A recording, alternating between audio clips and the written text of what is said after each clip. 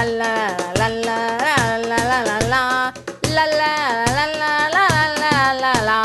La la la la la la la la la la. La la la la la la la la la la la. So, wie heißt der nächste? Horst. Horse? A horse? Damn, what a name. Hoffentlich ist es jemand, der endlich mal Niveau in diesen Kreis hier bringt. Klappe, blöde Kröte. Grüß Gott, ich beantrage Asyl auf Ihrer Sesselgemeinschaft. Warum? Ich werde verfolgt, politisch und in meinen Träumen, von einem gewissen Söder. Aus Ihren Unterlagen geht aber hervor, dass Sie aus einem sicheren Herkunftsland kommen. Das alles nimmt mich so mit. Erst neulich bin ich vom Stuhl gefallen. Ich werde meine Tätigkeit so nicht mehr lange ausüben können. Aha, Sie sind also um Ihren Job besorgt. Ein Wirtschaftsflüchtling also.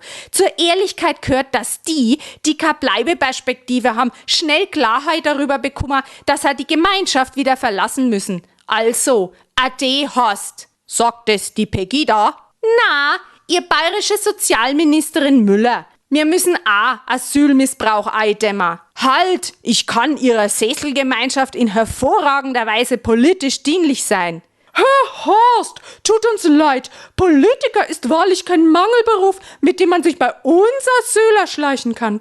Wenn Sie doch wenigstens Geigenvirtuose oder Tenor wären. Singen Sie doch mal. Bayerns schöner Götterfunkenfestung aus Hartherzigkeit. Na, Ihr Talent langt nicht. Wir müssen Ihren Antrag ablehnen. Probieren Sie es bei der schwäbischen Sesselgemeinschaft. Dem Chef da könnten Sie gefallen, der denkt wie Sie. Eine Sauerei ist das. Gewiss seid ihr alte Amigos vom Söder.